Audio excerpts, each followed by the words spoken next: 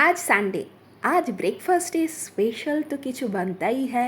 तो चटपट আমি একটা পিৎজা রেসিপি তোমাদের সঙ্গে শেয়ার করছি। সবাই অল্প বিস্তর পিৎজা জানো, এটা খুব ইজিভাবে করা যায়। এতে লাগছে ময়দা, কিছুটা পরিমাণ টক দই, ঘি, নুন, গোলমরিচ, পরিমাণ মতো নুন, একটু সামান্য চিনি দিয়ে ভালো করে মাখতে হবে। ও যেটা ভুলে গেছিলাম, বেকিং পাউডার 1 চামচ বেকিং পাউডারটা দিয়ে ভালো করে মেখে রাখতে হবে আধ ঘন্টার জন্য। আর নিয়েছি কিছু কুচনো পেঁয়াজ, কিছুটা ক্যাপসিকাম, টমেটো, আর এখানে নিয়েছি চিকেন স্যালামি। চিকেন স্যালামিগুলোকে একটু ছোট ছোট করে আমি কাটবো, একটু পরে দেখাচ্ছি। দেখো ওটা কীরকম ফুলে উঠেছে। আর একটু ভালো করে মেখে নিচ্ছি। মেখে নেওয়ার পর দুটো আমি গোল গোল করে নেব লেচি হিসাবে, কারণ এখানে দুটো পিৎজা বানাচ্ছি।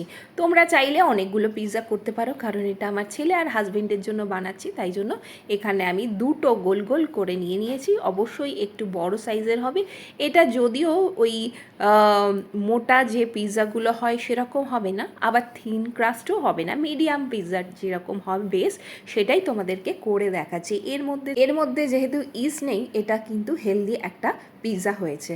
তো আমি সামান্য এই চিজ অ্যাড করব। দেখো এখানে যে ভেজিটেবলসগুলো নিয়েছিলাম আগে একটুখানি শ্যালো ফ্রাই করে নিচ্ছি, কারণ এইগুলো যদি কাঁচা দিই তাহলে একটু কচকচ করবে। একটু যদি আমরা শ্যালো ফ্রাই করে নিই নুন দিয়ে, তাহলে কিন্তু খেতে দারুণ লাগে। প্রথমে তো ক্যাপসিকাম ভাজলাম, তারপর পেঁয়াজগুলোকে ভাজলাম, তারপর ওই টমেটোগুলোকে ভাজলাম। তোমরা যতটা করবে ততটা পরিমাণ টমেটো দেবে। এখানে আমি একটা টমেটো নিয়েছি। হ্যাঁ, আর একটা কথা বলবো, টমেটোর মাঝখানের অংশটা বাদ দিয়ে দেবে। এখানে দেখো চিকেন স্যালামিগুলোকে ছোট ছোট করে কেটে ভেজে নিলাম। তারপর এখানে যে বেসটা বানিয়েছিলাম, দেখো খুব মোটাও না খুব পাতলাও নয়, তো মিডিয়াম হয়েছে। তারপর এখানটা কাঁটা চামচ দিয়ে কীরকম ফুটো ফুটো করে নিয়েছি। তারপর এখানে পিৎজা সস লাগিয়ে নিয়েছি।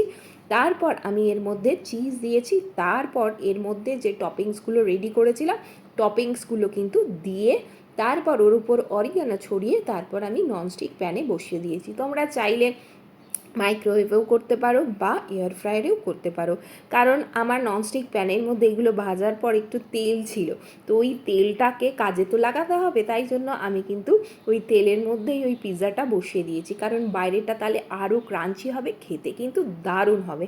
তো সেই কারণে আমি এই রকম প্ল্যান করে করলাম। তো তারপর কিছুক্ষণ সিমে দিয়ে 5 মিনিটের মতো ঢাকা দিয়ে রেখেছিলাম। আর একটা যে পিৎজাটা বানিয়েছিলাম সেটা আবার কি করেছিলাম, সব কিছুই একই রকম দিয়েছিলাম, কিন্তু ওপর থেকে চিজটা দিয়েছিলাম যাতে চিজটা মেল্ট হয়ে সবার মধ্যে ছড়িয়ে পড়ে। দু রকমভাবে করেছিলাম, তোমাদের যেটা ভালো লাগবে তোমরা সেইভাবে করবে। তো তারপর তোমরা এর ওপর দিয়ে অরিগ্যানো চিলি ফ্লেক্সটাও ছড়িয়ে দেবে। আমি বলতে ভুলে গেছিলাম, যখন আমি বসিয়েছিলাম ওর মধ্যে অরিগ্যানো দিয়েছিলাম, যেহেতু ছেলে খাবে আমি চিলি ফ্লেক্সটা দিইনি। তোমরা চিলি ফ্লেক্সটা দেখো এখানে মেল্ট হয়ে কি দারুণ লাগছে সেকেন্ড পিৎজাটা। তো এইভাবে সকাল সকাল দারুণ দুটো পিৎজা করে ফেললাম। তোমরা অবশ্যই এখান থেকে ভাগ বসিও, কিন্তু কেমন লাগলো পিৎজার রেসিপিটা তোমরা কিন্তু জানিও। যদি ভালো লাগে অবশ্যই লাইক কমেন্ট শেয়ার করতে ভুলো না। দেখো এই পিৎজাটা কিন্তু গোটা রেখেছি, আর একটা পিৎজা যেটা করেছিলাম সেটা স্লাইস করে দিয়েছি। আজকের মতো আসি, সবাই আজকের রোববারটা ভালো কাটিও, টাটা।